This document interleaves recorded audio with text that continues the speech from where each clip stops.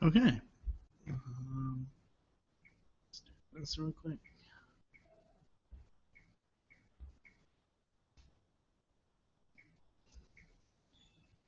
Let's see if I can hide this.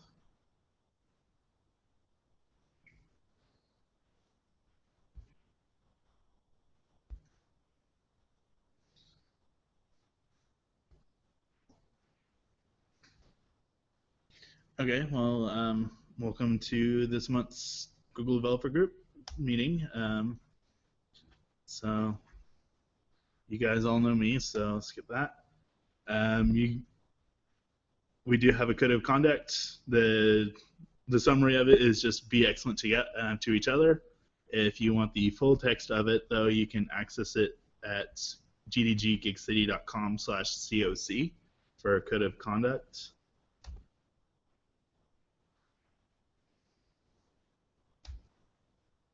And of course, there's always chadev.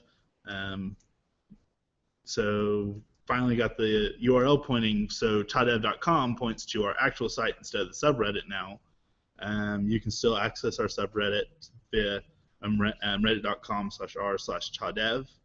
Of course, you can hop on IRC and talk to us there. On Freenode, it's #chadev. There's a lot of people usually there, mostly idle, but feel free to chat. And of course, check out the calendar of events, see what's going on in the Chattanooga area. So I looked at the Chadev website and saw that we can put ourselves on there. Yeah, what you do is for that is you fork the repository, and then there's YAML files that you'll create one for yourself, putting in your name, like your Twitter account, your Google Plus, your website, things like that, and then submit a pull request, and then we'll accept it, and then you'll just automatically show. So to fork it, is that the same as cloning it? Yeah, and it's forking is GitHub's term for it. So there's the canonical, and then you make a clone of it, yep. And then you work off your clone and submit pull requests, which is basically just patches. And the pull request you do in the you do in GitHub. Interface? Yeah, so when you push to yours, you'll see this little button appear, and you click it, and it does everything for you. Right. So you just go in and add your stuff, and then when you do a pull request, only the difference will be submitted is. Yeah, I can actually show you how that works after the meeting, because that'd be cool. You want to do it after and then we'll do it after the presentation. And there is a GDG Gig City organization on GitHub, and we can make sure you guys can get on it if you want and do projects under it. So a couple of things to know. There's some upcoming events. First of all, there's the What's New in Android. This will take place Friday, June 5th, and it's the 3 lead developers for the Android project that are going to walk through some of Android's new features, and they're going to do a 2-hour live stream where people can get access to it, play with the new features, submit bug reports or patches for any issues they may find. And by doing this, you get a chance to win some swag, including an Nexus 6. And there's also special swag for viewing parties. So if we actually do this as a GDG, we all gather, watch it, we can actually submit that to them, and we can enter to get a chance to get separate swag. So should we plan a meet up early? Yeah, we could. We can do it here. We'll just live stream it on the TV. But they do ask that you register because they will be giving you access to Android early. Does the group need to register? We would do it individually. So if you can go to this website, https://goo.gl, capital U, capital X, capital U, JL9. That'll take you to the actual website. And at the very bottom, you'll see a register now. And you click it, you give your email address, name, and then you'll get emails when it's closer to time. Our next meeting will take place June 17th. There is no set topic for that as of yet. If you have any suggestions for a topic, let me know, and we will see about getting it put together. There's also a Fish Hackathon TN taking place June 5th and 6th. It's a hackathon that will be taking place at the Tennessee Aquarium. It's based around conserving freshwater aquariums and as well as marine life. I'm not sure the exact details after that, but you can go to the website and get more information on that, register for that if you would like to attend. And if you've ever wanted to have an overnight at the aquarium, this will be your chance, I guess. Oh, it's a sleepover. Yeah, it's 24-hour hackathon. Oh, okay. I guess it'd be a lock-in, but it's a hackathon because you'll be coding while you're locked in overnight, Yeah.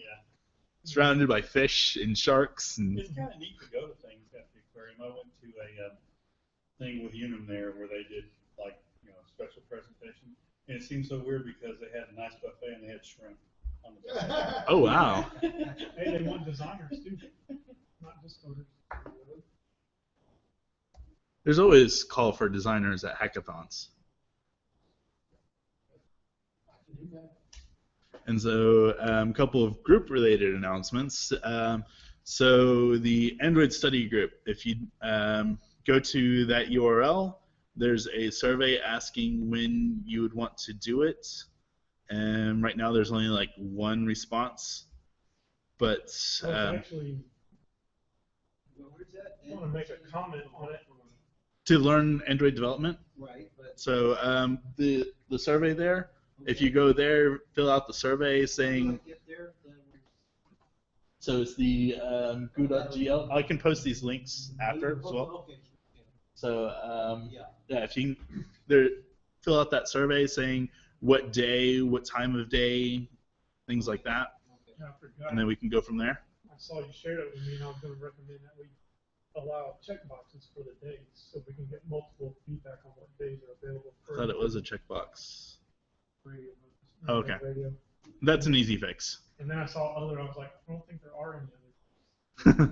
The other is for multiple choice. Small. And then also would like to get a group together to do a teach kids to code thing where we basically get a group of kids together and walk them through like simple programming concepts, things like that. And so that'd be nice to get going. And so if there's any questions or comments about any of these so far, or otherwise we will be moving on.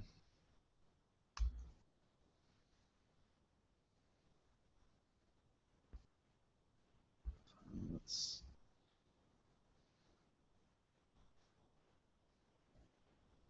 over. So this month, talking about it's an introduction to Google Apps and what it's how it would benefit you, either as a person or a business or an organization, and what kind of services are actually included in it.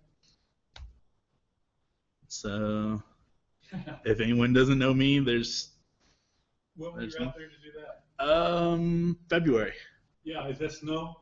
Yeah, we were snowing here. When Yeah, it was snowing here. It was like 60, 70 degrees out there. Well, I see, like, maybe it's just the sun. No, yeah, it's the sun. It's just, yeah. Yeah. Didn't it delay your flight? Yeah, my flight out there got delayed because of the snow here. I mean, you're quite fashion conscious and wear the same shirt tonight as. Well, there's also another reason for wearing this shirt. I've recently started contributing to a BSD operating system. So Oh, cool. Which one? it's called, right now it's ArchBSD, but it's getting renamed to be PackBSD. It's a fork of, yeah, it's a new one. It's a fork of FreeBSD, but with the package management and tools from Arch Linux. Oh, okay. So we're taking two different operating systems and basically merging them into one. So anyways, so what is Google Apps? Google Apps is some of Google's most popular and powerful services, but it's also backed by a service license agreement along with a 99.9% uptime guarantee. It allows for companies or organizations to be able to white label their services. So for things like Gmail or Calendar, they can replace the Google's logos with their company logos and have a bit of control over theming of how it appears, as well as custom domains. So for mail, instead of going to gmail.com and signing in with your account, you can go to mail.yourdomain.com and access it that way. Apps customers also get access to new services as they're considered stable. So they get new features slower than regular Gmail users because Google treats them as beta testers. So they'll come out with a new feature or an update. They'll push it to those people first. And then after all the kinks and stuff's been worked out, then they'll migrate it over to the apps users. Apps also allows controlling which services their user base has access to. So say if you're like Chattanooga State and you didn't want people to be able to post on Google Plus or surf YouTube, you can actually block those services under your domain. So while they're logged in as their whatever .chattanoogastate.edu account, they can't access Google Plus or they can't access YouTube or things like that. And it also it's a hosted email, calendar, file storage, productivity suite, and with state-of-the-art disk encryption. So everything that goes up on Google or goes through Google is encrypted either over the wire or on disk.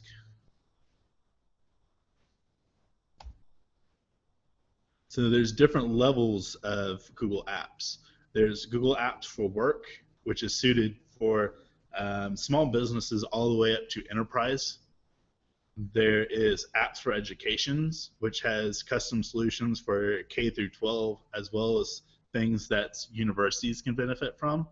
There's Apps for Governments. It's good for like a local government, say like Chamber of Commerce, all the way up to the U.S. federal government. It'd work for them. And Google also has apps for nonprofits. No, they used to have free. They used to have a free tier, but they abandoned that one. But if you had it, you're still grandfathered in. Like I have a Google Apps account that was on the free tier, so I'm grandfathered into that. But it can get upgraded to Google for Work. Right, yeah. But the apps for nonprofit basically took that over. Because if you're a nonprofit organization, you get Google Apps, even though you don't pay for it. So we'll go into Google Apps for Work first. So, of course, Google Apps for Work brings the power and reliability of some Google applications, such as Gmail, Calendar, Drive, and more for your business. You have finer control over who has access to that information. So for like documents you put up on Google Docs, you have the ability to say, share it with coworker, share it with this team in our company, or share it with the entire company, or you can make it public if it's something that you want everyone to be able to see. And it also has the ability to do mobile management, which companies could take advantage of. So it supports what they refer to as BYOD, or bring your own device. So you can bring your Android, your iPhone, or whatever, and log into your Google Apps account there. And say something happens to your phone, it gets lost, someone steals it, you can actually report it to your company's IT team, and they can actually remotely wipe your phone because your account was logged in there. It has company information on it, so they can make sure that their data stays safe that way. And it also works for Chrome OS devices, so they can also remotely wipe a stolen or lost device.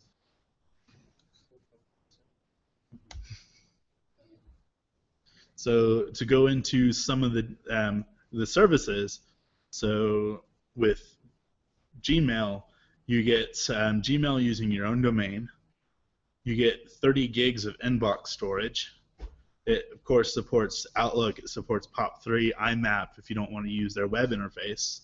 It's completely ad-free with 24/7 support.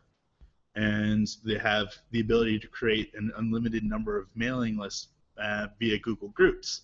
Now, these are very useful in case you have like a contact us or a sales or whatever, or info, You can set those up as mailing lists, set up to where it goes to certain people, and you're good. Are you using Google Apps here? Yes, we use Google Apps here. So Google for Work also has Hangouts. So Hangouts, you can hold virtual meetings with coworkers and customers with ease. You can also, it works both internally to the domain as well as you can invite external people. So if you need to be on a conference call, you can invite someone at some other company or whatever, and it works the same. Hangouts has high definition video and voice, as well as the ability to do just a text chat. Hangouts allows for 15 participants, and whether or not they're part of your domain or not. So you can have like a group of people from within your company as well as a group of people external. Good for a conference call scenario or some other meeting. You can hold calls on your computer, tablet, or your phone. It doesn't care.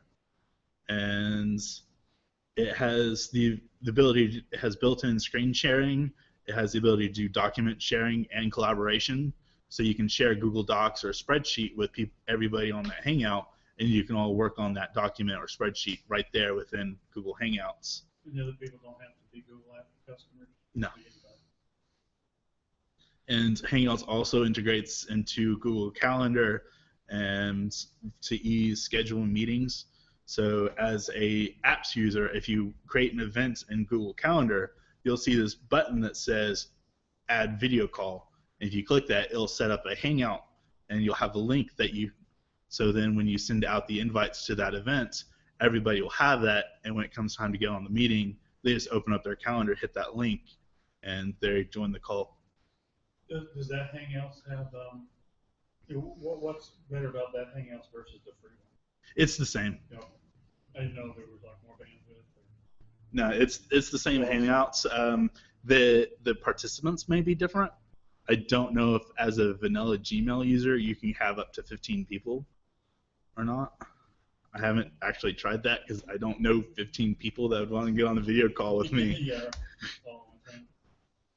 And so going on to Calendar, Google Calendar, it integrates seamlessly with Gmail, Drive, Contacts, Google Sites, and Hangouts. It allows for scheduling meetings easily, and you can also set different controls. So you can say all your coworkers, they can see your full calendar, or they can see if you're just free or busy at different points in the day, depending on how much you like that person, I guess. You can create group and team calendars for your organization. So if your organization does a lot of team building exercises or group events, you can create a calendar just for those things and then share it amongst everybody within the company. And you can also publish a calendar to the web to make it visible.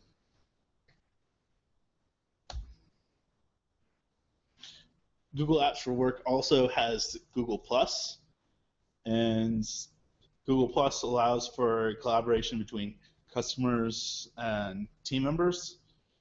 It allows for sharing posts either just within the company or is also within public. So if you can use it to send messages to different people within the company for things, report issues, and it also, you can, the circles also work within Gmail and Contacts to help you with organizing everything. And then Google Apps for Work, their Drive. Google Drive storage starts at 30 gigs of shared Gmail and Drive storage per app to customers. Accounts with 5 or less users can upgrade to 1 terabyte per user, and any accounts larger than that can get unlimited storage per user for just $10 per user per month.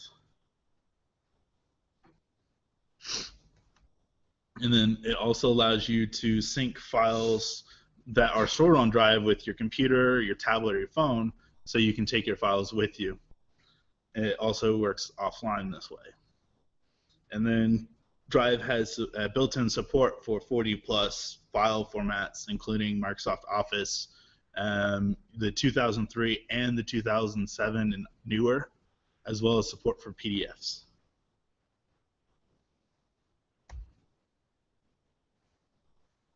So building off of Drive, you have Google Docs.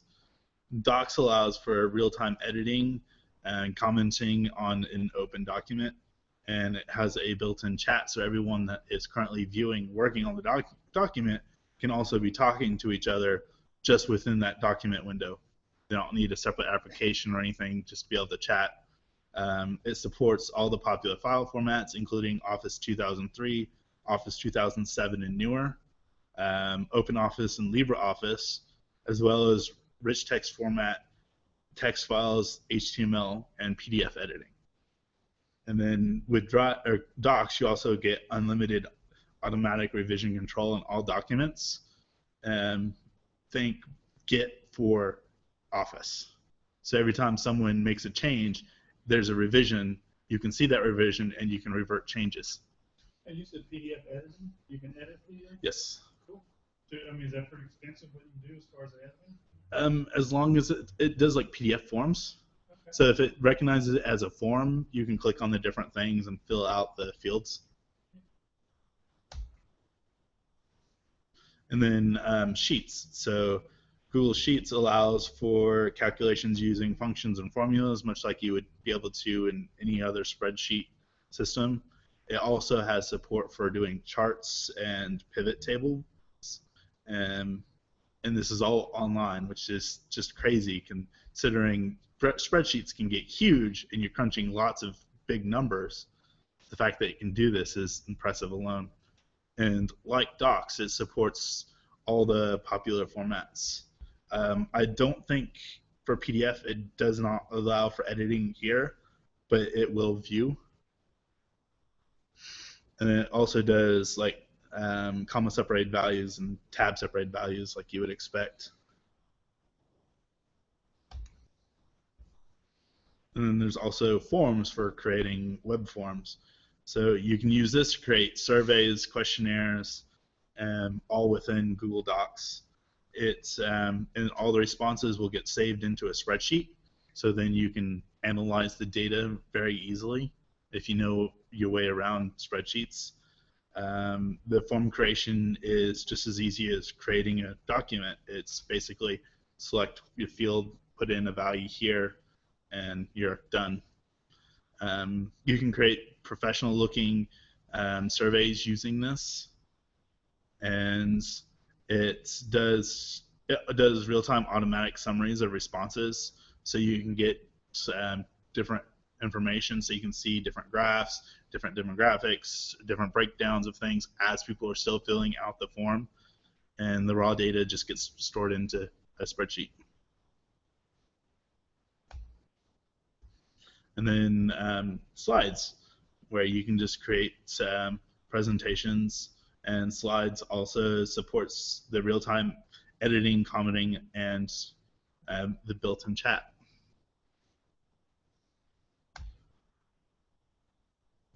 And then Google also has a website editor. Think GeoCities, but using proper HTML. So it's not something that makes you want to gouge out your eyeballs if you hit the view source. So it's perfect for quickly throwing together an intranet site for a company or a project website for teams or just a simple portal for a customer. And using the site's built-in editor to create a page is just as easy as creating a document. But it does not have all the cruft that you would normally get from a WYSIWYG editor. What is cruft? So like a lot of them will put in just a bunch of unnecessary divs, spans, paragraphs, things like that. Yeah. So if you ever like use a WYSIWYG editor, do a bunch of formatting, so create a couple headers, bold some text or whatever, and then view source, there's a lot of elements that don't really need to be there to get what you saw. Google, Inline styles. yeah, it does inline styles even. That's pretty clean. Yeah, Google Docs or Google's Yeah, Sites does not do that. Like, for example, if you were to say, take like a Microsoft Word and save something as an HTML, it's got all kinds of. Yeah, it's the same effect. Yeah. Right. This does not do that. Okay. This looks like someone literally sat there and typed out HTML. So is Sites available outside of? Yeah, you can use, as a Gmail user, you can use Sites. I did not realize that. I have to check that out.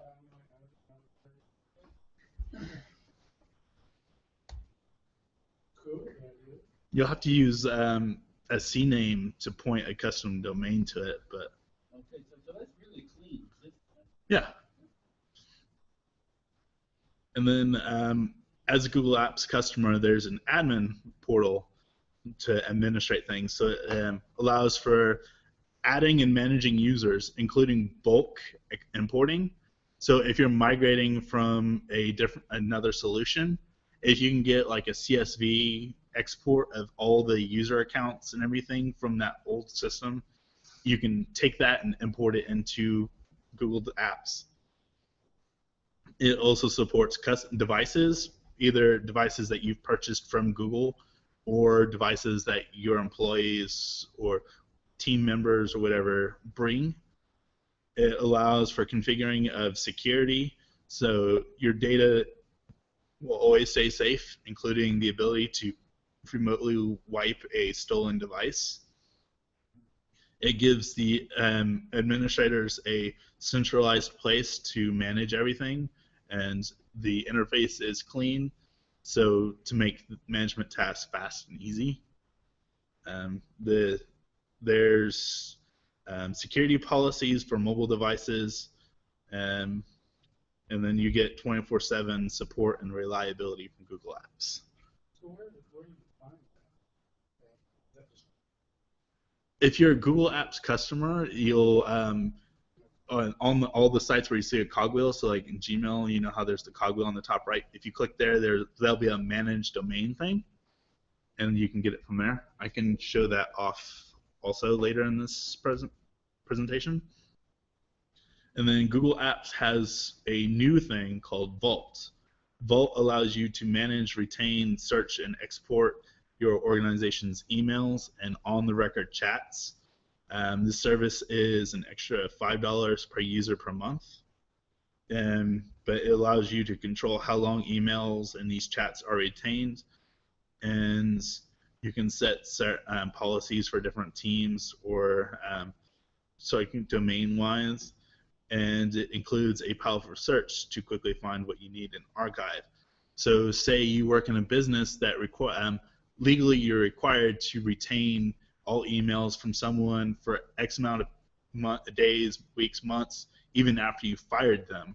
You can use Vault to retain all that data, so in case something happens, you can get access to it.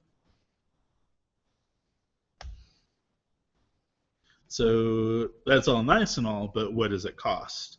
Well, Google Apps for Work starts at $5 a user per month, or $50 per user per year, and with unlimited storage or the 1 terabyte, depending on the size, and Vault, it's $10 a user per month, or $120 per user per year.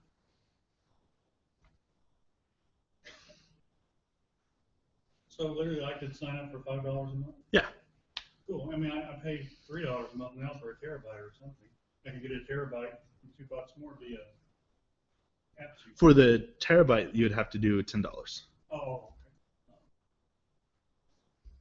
But yeah, for $10 a month, you can get Google Apps and terabyte storage. Yeah, really. So moving on, there's Google for Education. This has all the benefits and services that Google for Apps for Work has, plus additional services useful for our teachers and students alike. This includes Google Classroom, Google Gmail, Docs, and more. Has a huge selection of teacher-approved applications, books, and videos, with more being constantly reviewed and added to the library. And it allows to purchase Chromebooks, Chromeboxes, as well as Android tablets that are durable, affordable, and easy to manage. So these are devices that you wouldn't be afraid to give a first grader or a second grader, because if they break it, oh well. Okay. And it would take quite a bit to break it. So those particular select Android tablets, are there any list of those? Yeah, if you're a Google for Education customer, Yeah. there's actually a store portal Yeah. where you can go and say, I'm looking for a Chrome OS device, or I'm looking for an Android, and they'll have the list. Yeah. And they can either sell directly, or you can go through a vendor. So if you're legally only supposed to go through certain people for money reasons, you can find a vendor that's on your list and purchase from them. But as a non-education group, you're not supposed to get those. You're not supposed. I mean, they're not even available to the general public. Usually they're not. Some may be. It depends on the manufacturer of the device, whether they want to. The manufacturer may or may not allow that. Yeah, the manufacturers may go, well, we only want to sell these to schools, or, oh yeah, we'll let Best Buy and Amazon or whatnot sell it. We don't care. Dell makes quite a few that are education aimed that you can buy through Best Buy, Amazon, or whatever. Yeah. So they use the same Chromebook for both markets. So the most interesting, or one of the most interesting things of Google for Education is Classroom. Classroom is a custom-built service that's designed to compete with services like Blackboard, if you're familiar with that. They are covering everything. So with Classroom, it helps teachers to create and collect assignments paperlessly and save time with time-saving features like the ability to make a copy of a Google document for each student in their classroom, just a click of a button. It creates a folder in each student's Google Drive for each assignment, and it also helps keep things organized. So say you'll have assignment 5, you'll send that out, they'll have that folder that'll show up, and so they'll have a folder per assignment. And it also helps keep students keep track of what's due. So when they log into their classroom portal, there'll be a big list of assignments that are given with their due date, and they can begin working on them just by clicking on the assignment they want to work on. And teachers have the ability to see who has or has not completed an assignment yet, as well as the ability to give real-time feedback grades, and also offer to give the student extra help through Google Classroom. No paper, right? No, it's all online. So no dog can eat your Yeah, that excuse is gone. Because the teacher can log into her account and go, no, it's right there. I would have never tried you. Yeah, you can come up with a cyber equivalent for a dog. I mean. Good luck. Because it's on Google servers. So they also have access to class content. So you can find content suitable for any lessons from thousands of applications, books, and videos that are all vetted by professional educators. And you can send content to individual students or the whole classroom or the entire school with ease. And you have the ability to install, uninstall, and reassign apps to either Chrome devices or Android devices remotely, or you can buy new content using purchase orders or grant funds, which is huge for schools because that's basically how they operate, is they get grants for things, and so they can say, use this grant money to purchase this. How do you think homeschool, you know, got all the really, the votes and all that? I believe so. There is a little bit of stipulation to get an education account, but I think homeschooling may apply because a lot of homeschooling actually, even though it's done in the home and the parents or someone is brought in to teach, they're still under a parent umbrella thing that hands out the material. So I think that umbrella organization that's coming up with the material would have to sign up for it. Well, and there are also all kinds of associations for homeschool. Yeah, I think they're the ones that would have to sign up for Google for Education and then give it out to everybody. So there's also some more products as an educator. So you have access to the Google Cloud platform, so it allows students to be able to write, build, and test, deploy applications. So this will be good for like programming classes. It's all deployed on Google's highly scalable and reliable cloud platform. There's a special version of Google Chrome that they get access to with remote management capabilities and a lot of security policies to ensure that to have safe web browsing for the students.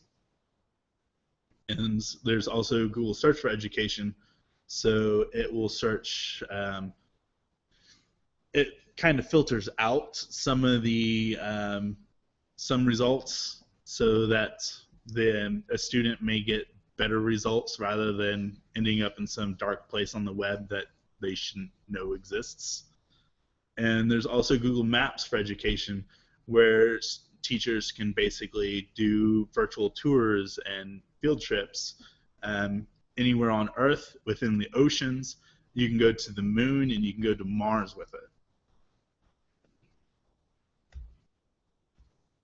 So for this, Google for Education is free for nonprofit schools and universities, and you can use purchase orders and grant funds to purchase devices and materials through the Play Store.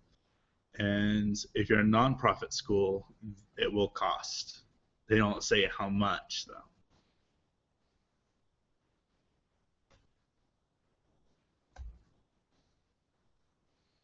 So going into Google Apps for governments, the goal for this is reduces licensing and infrastructure costs while improving employee productivity. It allows working from anywhere, not just from the office or the cubes, with solutions for Android, iOS, BlackBerry, and Windows Phone. It's the first in the industry to comply with the Federal Information Security Management Act that went into place a couple of years ago. All of the work is always backed up, and the data is always yours. It's always under your control. There's increased security and reliability with strong encryption and authentication for these accounts. You can use all the collaborative features of all the other Google services, and you can also use familiar tools that millions use already, with no security patching nightmares, new features as soon as they're ready, and there's no hardware or client support, and of course 24/7 customer support. So like all the security vulnerabilities that happened in the last year, like Heartbleed, Poodle, Shellshock, all that, as a Google Apps customer, you don't have to worry about all that because Google already is aware of it, and they work on the solutions making sure that they are safe and secure. And then it also reduces costs and the environmental footprint. Since you're not running your own hardware, you are consuming less electricity and not having to run special air conditioners in a data center. And you enjoy the same app services that Google Apps for Work does. And to go into Google Apps for nonprofits, nonprofits get the same thing everyone else does, minus the cost. They get everything completely free.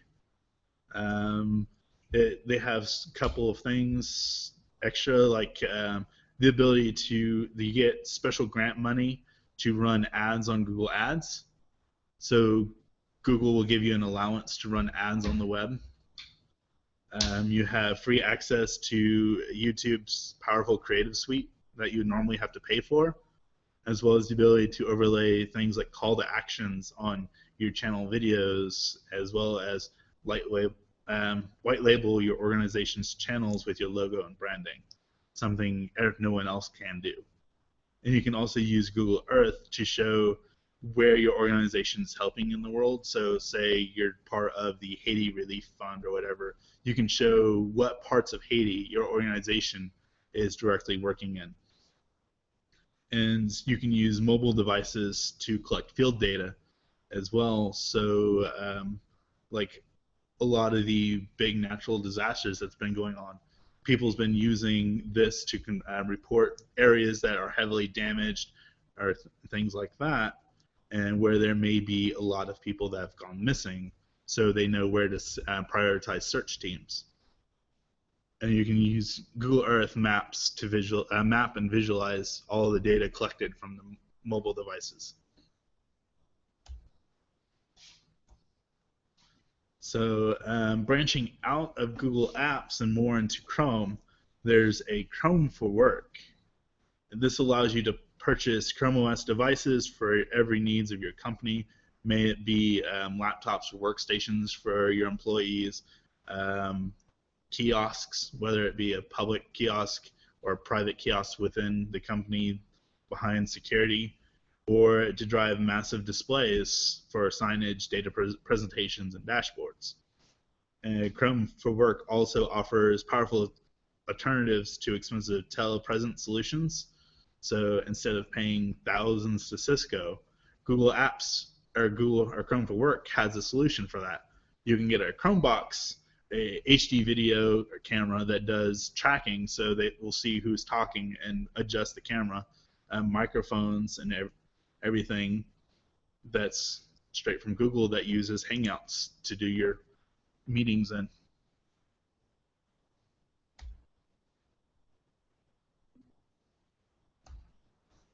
And I believe that is the last of the slides. Back to the nonprofits, I guess you got to have the right. You've had to be 401c and have other proof. Yeah. They're not going to let everybody go, hey, I'm a nonprofit. Right. Which I'm not making any money. I'm not wrong.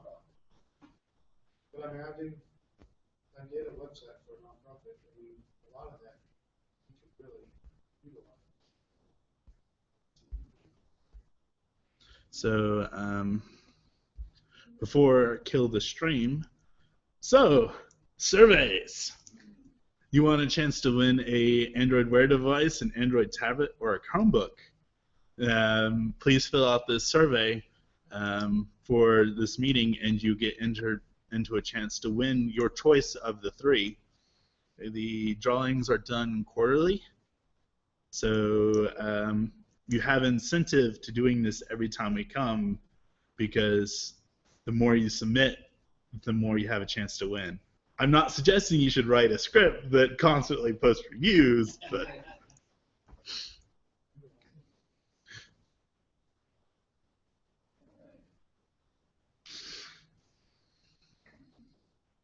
and then after this, we'll go into some of the things. I'll show the GitHub stuff. I'll show Google Apps admin dashboard.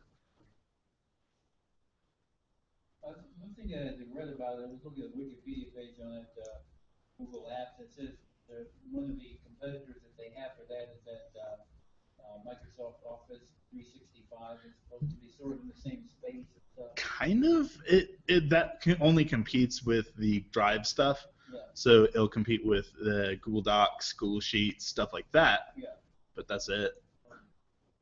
It doesn't do all the other stuff Google does. You can't get email through 365. Oh, yeah. I don't think they do calendar. They definitely don't do contacts. They probably have a lot more stuff. He learns new words. Yeah. Very good.